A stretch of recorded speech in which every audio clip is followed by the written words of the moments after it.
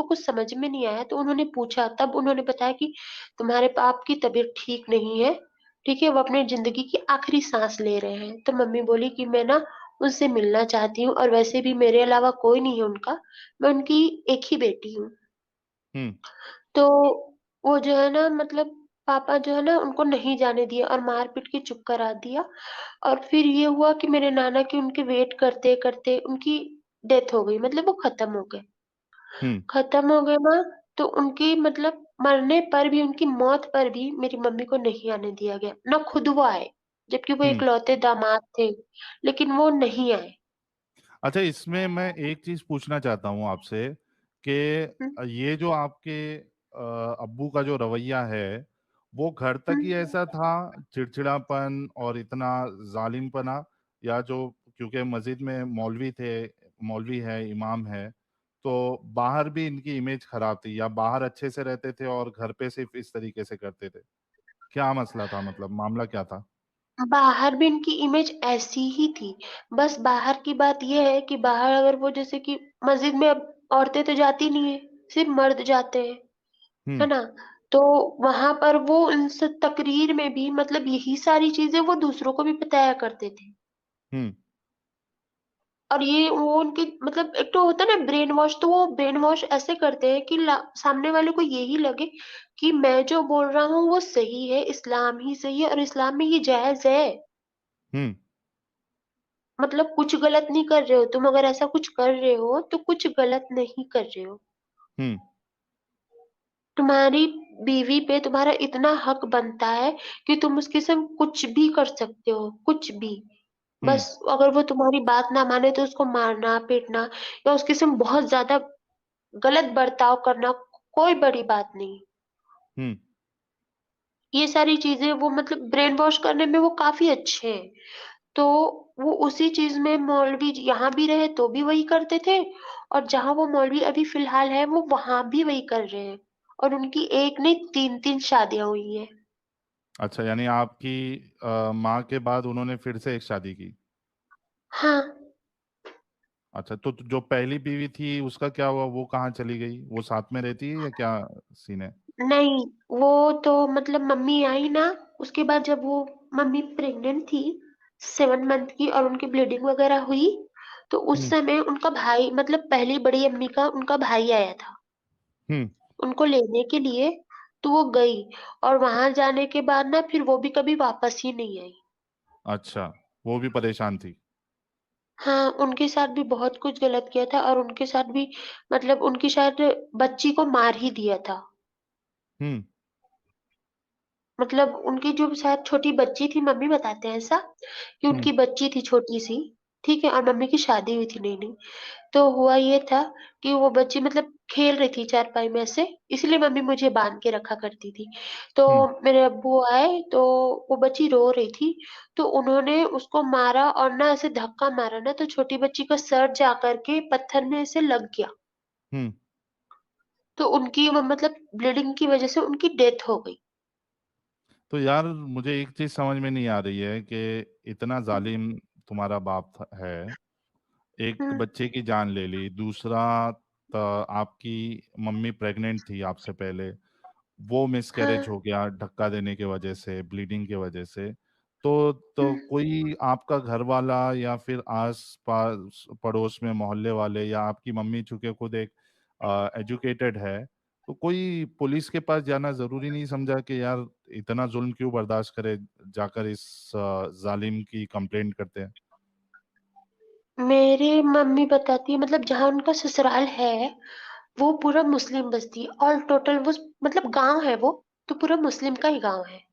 हुँ, और वहाँ पर ये सब कुछ होना एक आम बात है और कोई अगर उस चीज़ के लिए ऑब्जेक्शन उठाता है, ठीक है? तो उसकी आवाज़ चुप करा दी जाती है। हुँ। हाँ, ये मतलब प्रॉब्लम है वहाँ पर। तो आपके मम्मी की आपके मतलब जो कोशिश की है। आपकी जो नानी है या जो मामा है, उन्होंने भी हिम्मत नहीं की जाके केस करवाने की?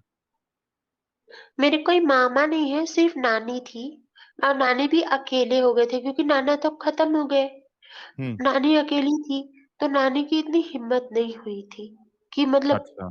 ही जाए, हाँ। हम्म। तो वो नहीं गए थे, लेकिन वो बहुत हिम्मत करके मेरी मम्मी को वापस लेके आए थे। मेरी मम्मी को वापस लाने के बाद में कई बार जो है मेरे अब्बू आए मम्मी को लेने के लिए, हम्म। लेकिन ना फिर मेरी मम्मी बोली कि मैं नहीं जाऊंगी और किसी भी हाल में नहीं जाऊंगी मैं। हम्म। तो बोले कि तुम्हारी एक तो बेटी है, कैसे पालोगी, मेरे बिना तुम कुछ भी नहीं हो, तुम्हारा वजूद भी नहीं है। तो मम्मी ने उन्हें कहा कि मैं अपनी बेटी को भी पाल लूंगी और जैसे भी है, लेकिन मैं नहीं जाऊंगी वापस। तो हम्म। बोले कि फिर मैं तुमको 3 तलाक देता हूँ। तो मम्मी ने बिना सोचे समझे बस एक्सेप्ट कर लिया। मतलब एक होता है ना कि जेल से बाहर कैदी निकल जाता है, हम्म। बस वैसा मम्मी को फील हुआ। तो मम्मी बोली ठीक है, मैं इसको एक्सेप्ट कर लेती हूँ। और उन्हें हम्म। तुरंत मतलब 3 तलाक को एक्सेप्ट कर लिया। अब हम्म। यहाँ पर से उनकी प्रॉब्लम खत्म नहीं हुई, क्योंकि पापा तो जो थे ये वो इस शहर में भी आ चुके थे और यहाँ के मम्मी की भी सोच सेम ही हो चुकी है। तो हम्म। अब उनको लगा कि भाई इनके शौहर इनके साथ ऐसा किए और इन्होंने इनको तलाक दिया और इसने मतलब एक्सेप्ट भी कर लिया, नहीं गई हम्म। वो, माफी भी नहीं मांगी। तो हमारी भी जो औरतें हैं उनको भी ये यही बताएगी, यही शिक्षा देगी। तो हम्म। मम्मी यहाँ पर मदरसे में पढ़ाने लगे, पापा के छोड़ने के बाद में पढ़ाने लगे। तो यहाँ के मदरसे से यहाँ के जो मुस्लिम है उन्होंने मम्मी को निकलवा दिया कि हम्म। अगर आपने खुद ऐसा किया है फिर आप हमारे बच्चों को और हमारी जो बीवियां हैं उनको भी यही सिखा दोगी, फिर वो हमारे खिलाफ बगावत करेंगी। हम्म। ये सारी चीजें चलने लगी। फिर मम्मी ने उनको समझाने की बहुत कोशिश की कि नहीं, वो जो चीज सिखा रहे हैं इस्लाम में, जो कुछ ये चीज हो रही है, चाहे वो हलाला हो गया, 3 तलाक हो गया, ठीक है, और मारपीट जो होता है, ये चीजें गलत है और औरतों का भी कुछ अधिकार बनता है। तो मतलब इस सब चीजों के लिए यहाँ पर लोगों ने इतना ज्यादा ऑब्जेक्शन उठाया और कहा कि अभी भी वक्त है, हलाला करके अपने शौहर के पास तुम लौट जाओ। हम्म। लेकिन मम्मी नहीं लौटी। नहीं लौटने की वजह से फिर यहाँ के लोगों ने मम्मी को मतलब बहुत ज्यादा टॉर्चर करना शुरू कर दिया। लाइक हमारे घर की लाइट, जो हम किराए के घर में रहते थे, मैं बहुत छोटी थी, तो हमारे घर की जो लाइट थी उसके तार काट देना, ठीक है, और हमको बार बार घर चेंज करना पड़ता था, क्योंकि मतलब हम कहीं पे भी रहते थे ना तो फिर थोड़े दिन बाद वहां से निकाल दिए जाते थे। तो हम्म। बार बार घर चेंज करना पड़ता था और जिस घर में भी जाते थे ना वहां ना तो पानी ना लाइट, ये सारी प्रॉब्लम्स हमारी चलती रही।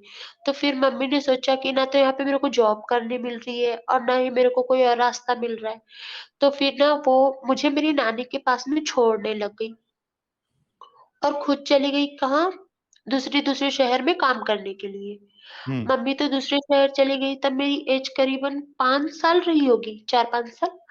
तो यहाँ के जो मोमेडियन है वो मेरे पास आते थे, तो वो बोलते थे कि मतलब मैं खेलते वेलते रहती थी उस एज में, तो ये लोग बोलते थे मेरे को कि तुम्हारी मम्मी किसी और के साथ भाग गई, तुम्हारे पापा को धोखा दिया है इन्होंने, हम्म।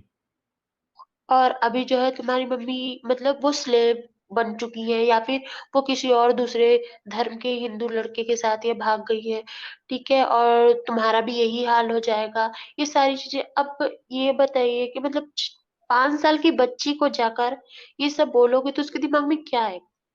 हम्म। तो ये सारी चीजें मेरे दिमाग में बैठने लग गई। अब वो वक्त बीतने लग गया। अब हम मिट्टी के घर में रहते थे, तो वो घर, एक साल यहाँ पे बहुत ज्यादा बारिश हो गई, बाढ़ हम्म। की तरह। तो वो जो घर है वो पीछे से पूरी उसकी दीवार टूट गई। अब जो मेरी नानी थी, तो उन्होंने मतलब दीवार तो टूट गया, पूरी पानी घर में आ रहा था, तो हमारे पास कोई रास्ता नहीं था। तो हम घर के अंदर में छाता लगा के बैठा करते थे। तो फिर यहाँ की गवर्नमेंट ने सबको पैसे बांटे, मतलब 700 या 800 रुपए बांटा करती थी गवर्नमेंट, बांटी उस वक्त। तो फिर मेरी नानी को भी मिला कि अपना घर ठीक करा लो, ठीक है। तो फिर जैसे मेरी नानी पैसे लेके आई यहाँ पर कि हाँ मैं दीवार ठीक करा लेती हूँ, तो हमारा जो मकान मालिक था वो आया और मेरी नानी से पैसे लेकर वो चला गया, झगड़ा वगड़ा करके, ठीक है। अब मेरी हम्म। नानी बहुत ज्यादा परेशान है, तो फिर यहाँ के जो मतलब जो हिंदू लोग हैं, तो वो लोगों ने मतलब मम्मी नानी ने उनसे हेल्प मांगी, तो उन्होंने बोला ठीक है। तो उन्होंने हेल्प की और उस दीवार को ठीक कराने में मदद कर दी। लेकिन फिर वो सारी चीजें बंद नहीं हुई। और अभी भी वो सब ऐसा नहीं कि खत्म हो गया, वो चल रहा है। और मेरे पापा आज भी मौलाना गिरी कर रहे हैं। और हाल ही में जो उनकी वाइफ जो है 1.5 महीने पहले उनको छोड़ के फिर चली गई। कौन सी, वो लास्ट वाली? हाँ, अभी थर्ड वाली वाइफ है उनकी, छोड़ के चली गई है उनको। अच्छा, वो भी छोड़ के चले गए, तो ऐसे ऐसे इंसान के साथ, ऐसे जालिम के साथ रहेगा कौन, जिंदगी कौन बिताएगा, जिसके अंदर हाँ। इतना इतना हरामीपन हो, तो वो कैसे कोई उनके साथ जो है जिंदगी बिता सकता है?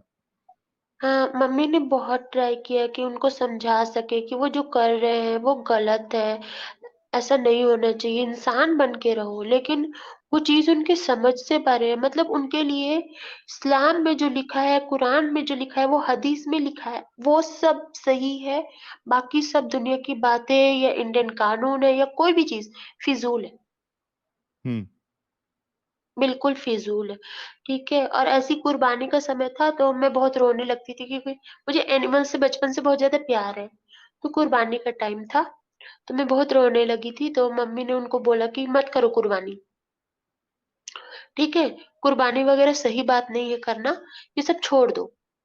ठीक है, हम्म। क्या जरूरत है, अगर अल्लाह ने हमको भी बनाया है और अल्लाह ने उसको भी बनाया है। तो बोले कि तुम्हारे कहने का मतलब क्या है। तो मम्मी ने कहा कि आप ही कहते हो कि उसका नाम जलाल है, तो उसका नाम रहीम है, और हम्म। उसी ने सब कुछ बनाया है। हम्म। तो जब उसने सब कुछ बना रखा है, ठीक है, तो जितना प्यार हमसे करता है उतना ही प्यार तो वो जानवर से भी कर ही रहा है हम्म। ना। तो हम मतलब किसी भी पेरेंट्स को तो ये अच्छा नहीं लगेगा कि एक बच्चा दूसरे बच्चे की जान ले ले, है ना। तो वो अब हम सबका क्रिएटर है, तो उसको कैसे, और खुदा को कैसे अच्छा लगेगा कि हम जो है उसकी दूसरे क्रिएशन की जान ले लेंगे, नहीं अच्छा लगेगा, तो ये छोड़ दो। तो मेरे पापा ने बोला इसे छोड़ देता हूँ, लेकिन ना फिर तेरी बच्ची की कुर्बानी कर देता हूँ, क्योंकि इस्माइल अलैहिस्सलाम की कुर्बानी के लिए लेके जा रहे थे ना। हम्म। और तेरे लिए सबसे प्यारी चीज तो तेरी बच्ची है, तो मैं इसी की कुर्बानी कर देता यानी इतना गया गुजरा था आपके अब्बू। हूँ। अच्छा, तो मैं थोड़ा आपको रोकूंगा। हमारे साथ जुड़ चुकी हैं प्रीति ह्यूमन जी। और प्रीति ह्यूमन हम्म। जी, आपका बहुत बहुत इस्तकबाल है। Thank you. यार, ये जी। जो अभी आप सुन रही थी, एक्स हुँ, मुस्लिम अदा जी ने जो कुछ बताया अपने वालिद के ताल्लुक से, जो कि मौलवी है, मस्जिद के इमाम है, अच्छा खासा होल्ड है उनका जहाँ भी वो इमामत करते हैं या तकरीर करते हैं, जी। उनका इस तरीके से रवैया अपनी हुँ, बीवी के साथ, और पहली बीवी के बारे में दूसरी को बताया नहीं, शादी कर लिया, और फिर जी। जो कुछ मामला हुआ वो हमारे सामने है। क्या कहना हुँ। चाहेंगी आप? साहिल, टू बी ऑनेस्ट, ऐसी जो स्टोरीज़ हैं वो हमारे हर मुस्लिम घर में होती हैं। प्रॉब्लम ये है कि वो रिपोर्ट बहुत कम होती है। मतलब मंज़र आम पे जैसे होती है ना, एक चीज़ आ जाती है खुल के, मतलब सामने ही नहीं आती। जो विक्टिम्स होते हैं वो भी सामने नहीं आते, क्योंकि कहीं न कहीं उनमें भी होता है इस्लाम का कि नहीं, अगर हमने अपने हस्बैंड के खिलाफ आवाज़ उठाई तो ये भी नाफ़रमानी के उसमें कैटेगरी में आ जाती है, नाफ़रमानी की। तो कहीं हम्म। न कहीं जो विक्टिम्स होते हैं वही चुप कर जाते हैं। तो बहुत हिम्मत की बात है अगर ये जो है एक्स मुस्लिम अदा, ये आगे आई हैं, इन्होंने अपनी बहुत ही पर्सनल बातें हमसे शेयर की हैं। तो बहुत ही एक हिम्मत चाहिए ये सब ऐसे प्लेटफ़ॉर्म पे बताने के लिए। तो हम्म। जो इंस्पिरेशन इनको मिलती है ये डोमेस्टिक वायलेंस, अब्यूज़, इवन कि आप किसी को बेइज्जत करते हो, अपने लफ्ज़ों से भी कर सकते हो। हाथ उठाना तो बहुत बाद में आता है। किसी आपके जो अल्फाज़ हैं वो भी किसी की रूह को जो है ना वो छलनी करने के लिए काफ़ी होते हैं।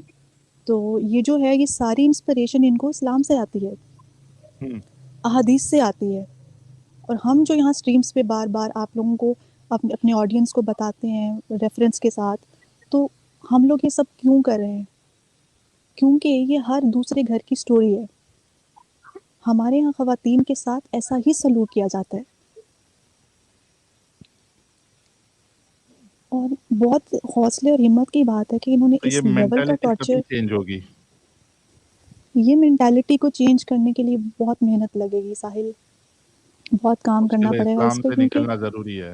इस्लाम की बिल्कुल जो सबसे गंदी ज़हनियत है उससे बाहर आना ज़रूरी है, वरना तो जिस पे हम्म, ज़ुल्म हो रहा है वो तो उनको लगता ही नहीं है कि हम पे ज़ुल्म हो रहा है या हमारे लिए ये चीज़ें गलत है। यही तो प्रॉब्लम है, यही तो मैंने आपको बताया कि दे आर फाइन, उनको कोई प्रॉब्लम ही नहीं दिखता इसमें। उनको इसमें प्रॉब्लम दिखता है कि अगर हमने किसी से शेयर किया तो हम जहन्नुम में जा सकते हैं। हुँ, तो ये बिल्कुल। सारी बात आपकी हिम्मत की है और आपके खुद स्टडी करने की, फिर सोचने की, आपके पास दिमाग है। और ये सारी बातें, ये छोटी सी बच्ची ही मुझे लग रही हैं, मतलब इतनी मेच्योर नहीं लग रही। हो सकता है अबाउट 20 हों, लेकिन फिर भी इन्होंने छोटी सी एज में काफ़ी कुछ सहा है। और हाँ, क्या मेरे पास तो वर्ड्स। इम्पैक्ट जी। आप सोचिए कि बचपन से ये सारा जो हो रहा था इवेंट, वो कितना हाँ, मतलब इनके ज़हन पे क्या असर किया खौफनाक, होगा यार? क्या किस ट्रॉमा से गुजरी हैं, हम तो इमेजिन ही कर सकते हैं। जिसने सहा है उसको पता है कि उस पे क्या बीती है। तो बहुत ही हिम्मत और हौसले की इनकी मैं दाद देती हूँ कि ये सामने आई और इन्होंने हमें बताया। आगे आप इनसे कुछ पूछना चाहते हैं तो प्लीज़ पूछें। जी।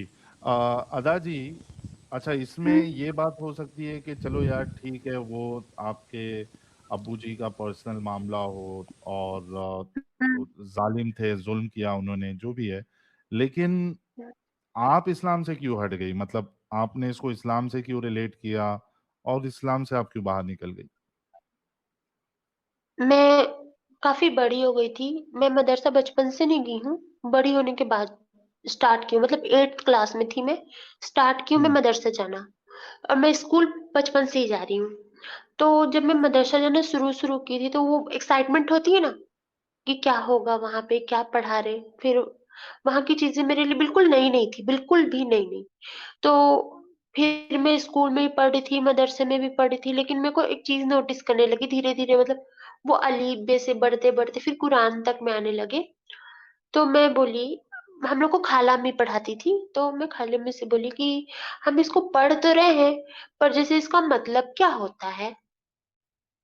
जैसे हम लोग संस्कृत पढ़ते हैं या फिर हम इंग्लिश पढ़ते हैं, तो वो टीचर बताते हैं ना कि इसका मतलब ये लिखा है। हिंदी में इसका मतलब ये होता है। तो मैं बोली इसका मतलब क्या होता है? इस मतलब कुछ ट्रांसलेशन होता होगा ना कि इसका क्या लिखा है हमको? तो वो बोले कि ऐसे अभी नहीं बताऊँगी, जब बड़े होते जाओगे तब बताओगे। तो फिर उसके बाद हमारे यहाँ होने लगा था, मतलब किसी का हलाला होने वाला था। तो मुझे तब नहीं पता था कि क्या होता है। तो फिर मैं अपनी मम्मी से पूछी, तो मम्मी बोली कि ये बहुत अच्छी चीज़ नहीं है, बहुत गंदी चीज़ है, ठीक है? तो ये तुमको अभी नहीं बता सकते हम। तो फिर मैं मदरसा गई, तो मैं मदरसा से खाला अम्मी से पूछी कि ये क्या होता है? तो उन्होंने मेरे को बताया कि क्या होता है। तो उस समय थोड़ा मतलब सोचने समझने की इतनी थी दिमाग की, जो है ये गलत है। तो मैंने बोला ये तो गलत है ना, ऐसा तो नहीं होना चाहिए ना खाला अम्मी, क्या ज़रूरत है? तो उन्होंने बताया कि नहीं, ये हमारे हदीस में है, हुज़ूर ने ऐसा फरमाया है कि ये सब जायज़ है, ऐसा होना चाहिए, ठीक है? तो मैं बोली ऐसा कैसे फरमाया है? ये चीज़ तो गलत है और गलत चीज़ें तो अल्लाह पाक को मना करनी चाहिए, वो ऐसे इस चीज़ को प्रमोट कैसे करेंगे? तो उन्होंने ये बोला कि तुम ज़्यादा सवाल ना पूछा करो, बिल्कुल अपनी मम्मी जैसे हो, फालतू के सवाल पूछती रहती हो, है ना? ज़्यादा सवाल पूछोगी ना तो कुफ़्र का फ़तवा लग जाएगा तुम पर। फिर पूछती रहना घर में बैठ के सवाल सारे। ये सारे बहुत चीज़ें बोलकर मेरे को चुप करा देते थे। अच्छा, मतलब हक नहीं दिया था कि मैं पूछूँ कुछ। हुँ। फिर? फिर ऐसे ही मतलब बहुत, फिर मैं धीरे-धीरे और पढ़ने लगी तो वो साल बीतते चले गए और मैंने उस चीज़ों को समझना शुरू किया कि क्या होता है, ये क्यों होता है। फिर मन में ये है कि इसमें बहुत सारी चीज़ें गलत है। जैसे मैंने मैं 9 में थी या शायद 10th में थी, तो मैंने स्लेवरी के बारे में जाना कि क्या होता है, और वो उसको मैंने फिर कुरान में भी देखा, तो मेरे दिमाग में आया कि इसको तो प्रमोट नहीं करना चाहिए, ये तो गलत चीज़ है जो कि इस्लाम प्रमोट कर रहा है। तो मैं बोली कि ये चीज़ें मतलब गलत है ना मम्मी, कि इस्लाम प्रमोट कर रहा है? तो मम्मी बोली गलत है, और अगर तुम ये बात किसी से बोलने भी जाओगी ना गलत है, तो कोई तुम्हारी नहीं सुनेगा यहाँ पर। कोई नहीं बैठा है जिसको ये चीज़ें समझ में आएँगी, जो तेरे को छोटी उम्र में आ रही है, वो यहाँ पे बड़े-बड़ों को समझ में नहीं आती। हुँ, और हाँ, आज जो हमारी कंडीशन है, मैं ये सारी चीज़ें समझा-समझा के थक गई, इसलिए मेरी कंडीशन ये है। अगर तू समझाने जाएगी तो तेरी भी यही हालत कर देंगे ये लोग। तो मैं बोली जब ये सारी चीज़ें हैं तो हम क्या बोलते हैं इससे निकल क्यों नहीं जाते? तो मम्मी ने कहा कि इस्लाम एक ऐसा धर्म है जिसमें ना एक कलमा पढ़ो, तौबा करो और एंट्री कर लो, बस। लेकिन अगर आप यहाँ से इसमें से निकलना चाहते हो तो उसकी इजाज़त नहीं, बिल्कुल भी नहीं। इसमें से निकलना मतलब बिल्कुल जान से मार देंगी। मम्मी ने हम्म। मेरे से ये चीज़ें बोली थी। तो फिर मेरे को समझ में आया कि ये सारी चीज़ें बहुत चीज़ें गलत हो रही है, बिल्कुल भी सही नहीं। फिर मैं ना उसमें से थोड़ी कटती चली गई। फिर आपकी स्ट्रीम वगैरह देखने स्टार्ट कर दी। मतलब पहले मैं ऐसी यूट्यूब में कुछ-कुछ देखती थी। इसकी लेकिन एक दिन नज़र पड़ी स्ट्रीम में छोटे से वो होता है ना क्लिप उसमें। तो फिर मैं देखी इसमें क्या है, तो फिर उसमें एक्स मुस्लिम लिखा था। मैं बोली ये क्या चीज़ है? मतलब मैं हमारे इधर ना ये सारी चीज़ें कोई नहीं जानता कि एक्स मुस्लिम चीज़ कोई एक्ज़िस्ट करती है, कोई भी नहीं। जी। तो फिर मैंने देखा पहली बार तो मैं ना बोली ये क्या है? फिर मैं आपकी स्ट्रीम देखी। तो स्ट्रीम देखी तो मुझे बहुत अच्छी लगी।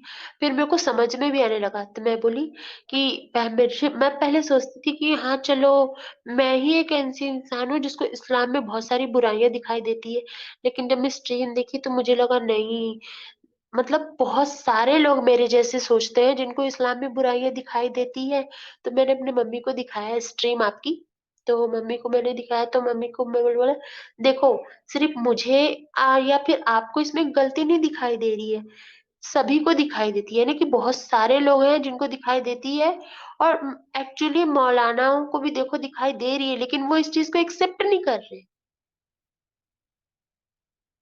तो मम्मी जी। बोली ये एक्सेप्ट ही तो है जो नहीं करेंगे ये लोग, क्योंकि इनको भी पता है कि इस्लाम में सिर्फ़ एक कलमा पढ़ो और अंदर आ जाओ इसके, इस्लामिक बन जाओ तुम। बस हुँ। तौबा कर लिया, कलमा पढ़ा देंगे और फिर हो गए तुम मुसलमान। लेकिन अगर तुम इससे बोलो कि नहीं मेरे को नहीं रहना मुसलमान, मेरे को बाहर जाना है, फिर देखो क्या करते हैं ये तुम्हारे साथ। साँस नहीं लेने देंगे, दूसरे दिन सूरज नहीं देख सकते तुम, एकदम गला काट के रख देंगे। मम्मी ने ये चीज़ मेरे को बताई। जी। हुँ।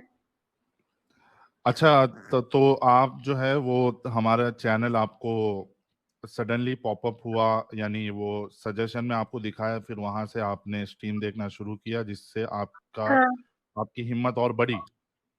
हाँ, डाउट्स पहले से थे, आपको ये लग रहा था कि इस्लाम में बहुत सारी चीज़ें गलत है, लेकिन जब आपने हाँ, हमारा चैनल देखा, वीडियोज़ देखे, स्ट्रीम देखी, तो आपको ये दिलासा मिला या हिम्मत मिली कि यार मैं अकेले नहीं हूँ इस तरीके से सोचने वाली, मेरे जैसे कई और हाँ, लोग हैं। फिर आपने हाँ, फैसला किया कि आप आके जो है वो अपनी स्टोरी बताएँगी। तो क्या आपकी मम्मी जो है, उन्होंने हुँ। भी इस्लाम छोड़ दिया या क्या मामला है उनका? क्योंकि उन्होंने तो बहुत सहा है। आपने तो सिर्फ़ देखा है, उन्होंने सहा है। हाँ, सहा तो बहुत कुछ है मम्मी ने, लेकिन मम्मी ब्लाइंडली इस्लाम को फ़ॉलो नहीं करती। मतलब ऐसा नहीं है कि वो मतलब हर गलत चीज़ को सपोर्ट करे, ऐसा नहीं है। लेकिन हाँ, अगर हज़रत अली की बात की जाए तो वो उनकी फ़ैन है। मतलब वो सुबह उठेंगी ना, तो बस हज़रत अली का नाम लेंगी, वो रात को सो रही है तो हज़रत अली का नाम लेंगी। और इस हद तक है कि मतलब हमारे घर कुछ अच्छा हुआ, मतलब कोई भी चीज़ खुशखबरी आ गई छोटी-बड़ी, वो कुछ नहीं होगा, पहले हज़रत अली की फ़ातिहा होगी। That's it. अच्छा, वो बहुत ज़्यादा उनको फ़ॉलो मतलब उनको बहुत मानती है वो। हज़रत अली की और दीवानी मुझे है भी आपकी माँ। हाँ, मतलब और ना मुझे दिन-रात उनके किस्से सुनाती है कि पता है तुझे वो सजदे में थे, तब उनका गला काट दिया गया था, लेकिन फिर भी वो तलवार लेके लड़ रहे थे। फिर एक बुढ़िया ने टोक दिया, जिसकी वज़ह से उनकी मौत हो गई। ये सारे किस्से वो मुझे हमेशा सुनाती रहती है। मतलब वो एक अली की मोहब्बत में आपकी माँ टिकी हुई है इस्लाम में। हाँ, बस उन्हीं की मोहब्बत में टिकी हुई है। वो उनके किस्से ही सुनाती रहती है मुझे कि सल्लल्लाहु ताला अलैहि वसल्लम के दामाद हैं वो, शेरे खुदा हैं वो। मतलब वो 24 घंटे उनके मतलब नाम रटना ही है उनको, पर ब्लाइंडली इस्लाम फ़ॉलो नहीं करती।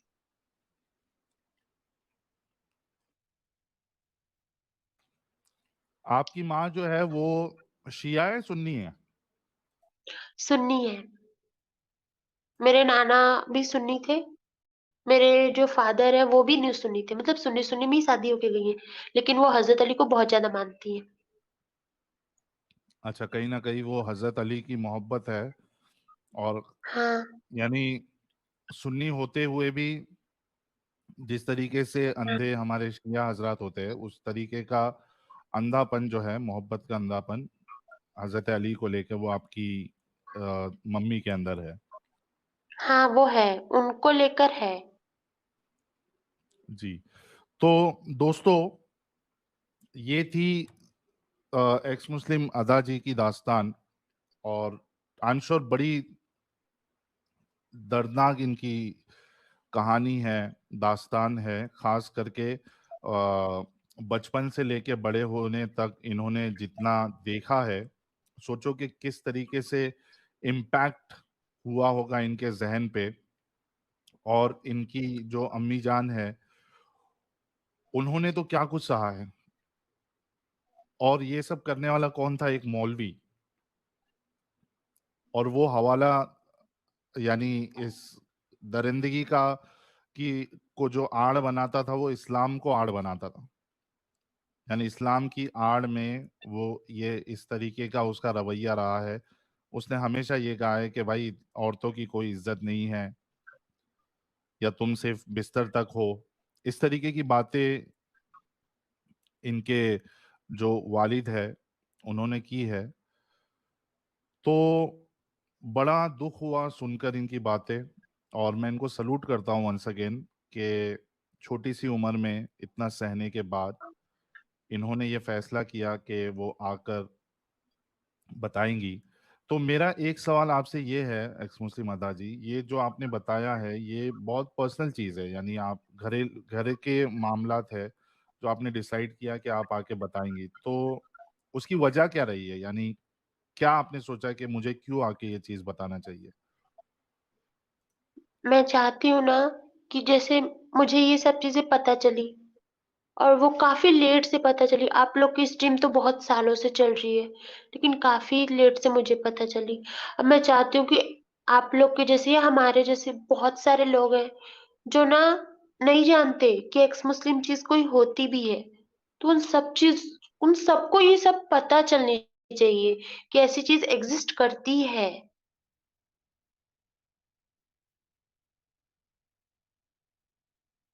जितना ज़्यादा फैलेगा उतना तो अच्छा रहेगा, ठीक है? क्योंकि हमारे घर के पीछे में सेम किस्से हो रहे हैं और वो औरत कोशिश करती है कि वो बाहर जा कर के पुलिस को अपनी प्रॉब्लम बता सके। 2 बच्चे का फादर है और वो अपनी वाइफ़ को छोड़ कर के दूसरी औरतों के चक्कर में रहता है। अब अपनी वाइफ़ को बहुत मारता-पीटता भी है। जब उसने ऐसी कोशिश की तो मतलब पूरी जमात आ गई उसके घर में और उसको रोक दिया उसने। यहाँ तक कि हुँ, उसने अपने पेरेंट्स को बुला लिया था, तो उसके पेरेंट्स जो है वो भी आ गए, लेकिन उसके पेरेंट्स ने उसको सपोर्ट नहीं किया। उन्होंने कहा चुप हो जा, घर का मामला है। हुँ, घर वाले भी सपोर्ट नहीं करते हैं। नहीं, और अगर उसने निकाह कर भी लेता है तो क्या बुरा है? अपने इस्लाम में सब जायज़ है। हाँ, वो तो जायज़ है ही। तो जायज़ है लेकिन सामने उसकी बीवी नहीं चाहती ना ऐसा। तो बीवी को कोई हक है ही नहीं ना कि वो रोक सके, वो इनकार कर सके कि यार आप नहीं कर सकते हो दूसरी शादी मेरी इजाज़त के बिना। बिल्कुल और शौहर इसी कर इनकार सकता है। के चक्कर में मार रही है, वो इतना मार खा रही है, इतना मार खा रही है कि आप उसका मतलब जैसे मेरी मम्मी को मार-वार पड़ते थे, उनको भी पड़ रहे हैं मार-वार और मैं रोज़ देखती हूँ ये चीज़ें।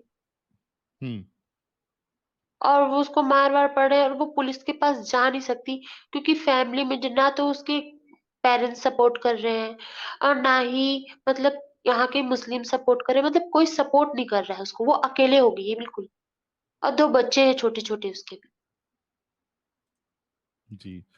तो मेरी सारे जितने व्यूअर्स देख रहे हैं 2800 लोग, सबसे पहले तो रिक्वेस्ट है कि आप लोग वीडियो को लाइक और शेयर करें ताकि और लोग जुड़ सके। कई सारे लोगों को नोटिफिकेशन नहीं आ रहा है, और ये सब बातें लाखों करोड़ों लोगों तक पहुंचना बहुत ज़रूरी है, क्योंकि आप देखिए कि जब तक बातें पहुंचेगी नहीं, लोगों के ज़हन नहीं खुलेंगे, और लोगों के ज़हन नहीं खुलेंगे तो चेंजेस नहीं आएंगे। तो सबसे पहले तो बात पहुंचना ज़रूरी है, क्योंकि जो पर्सपेक्टिव हम देना चाह रहे हैं लोगों को, बहुत से बार क्या होता है कि एक चीज़ बचपन से आपके साथ गलत हो रही होती है, लेकिन आपको पता नहीं होता है कि ये गलत है। आप बहुत सारी चीज़ें गलत कर रहे होते हो, लेकिन आपको ये पता नहीं होता है कि ये चीज़ें गलत है। उसको एक पर्सपेक्टिव देना होता है, जिससे एक इंसान को आसानी से समझ में आता है कि नहीं, ये वाक़ई में गलत है। तो मोमिनाओं के साथ भी यही मामला हुआ है कि उनके साथ जो ज़ुल्म होता है, जो बंदिश में इतना रखा जाता है, और बीवी को लेके जितनी सारी चीज़ें रसूलुल्लाह ने बताई है, तो उनको पता ही नहीं है कि ये गलत है। उनके पास पर्सपेक्टिव नहीं है। जब उनको एक पर्सपेक्टिव के साथ बताया जाता है, तब उनकी आँखें खुलती है। तो ये पर्सपेक्टिव देना हमारा काम है, और पहुँचाना आपका काम है। तो उसके लिए आपको मेहनत ये करनी पड़ेगी कि आप लोगों को सिर्फ़ देखना नहीं है वीडियो को, बल्कि आप लोगों को शेयर भी करना है। क्योंकि जितना ज़्यादा लोगों तक ये बातें पहुँचेगी, उतना ज़्यादा लोग जो है इस गंदगी से, इस जंजाल से बाहर आएँगे। तो आप सभी लोगों से वंस अगेन रिक्वेस्ट है कि आप लोग जो है हमारी जितनी भी स्ट्रीम्स है, जो शॉर्ट वीडियोस चैनल पे, मेरे चैनल पे अभी लगातार मेरे ख्याल से हर रोज एक एक शॉर्ट वीडियो अपलोड होते जा रही है, लेकिन उस पे व्यूज नहीं है। तो आप लोग जो है वो शॉर्ट वीडियोस भी देखिए, अगर हर कोई लंबी स्ट्रीम नहीं देख सकता, और उसको आप लोग जो है शेयर भी करिए, ताकि इम्पैक्ट हो। अभी उस दिन जो एक बंदा आया था, शाइलजा, आप लोगों को याद होगा जितने लोग उस दिन स्ट्रीम में मौजूद थे, शाइलजा करके जो एक फीमेल आई थी, और उनका जो क्लाइंट था मोमिन, वो एक अच्छा बन के दिखा रहा था। हमने उन उसकी पोल खोली कि कितना अच्छा है वो। तो वो वीडियो अपलोड हुई है, लेकिन तो व्यूज़ उस पे ज़्यादा नहीं है। शॉर्ट वीडियो है, उसमें तो उसकी ज़हनियत सामने आई है। तो आप लोग छोटे-छोटे वीडियोस को भी आप लोग लाइक करें और शेयर करें ज़्यादा से ज़्यादा अपने सोशल प्लेटफ़ॉर्म्स पे, व्हाट्सएप पे, इंस्टा पर, फ़ेसबुक पर, ट्विटर पर, हर जगह लिंक शेयर करें ताकि बातें पहुँचे। सुपर चैट्स कुछ आए हैं, हम वो ले लेते हैं, उसके बाद हम लिंक पब्लिक करेंगे ताकि हमारे मोमिन भाई आएँ और जो कुछ इस्लाम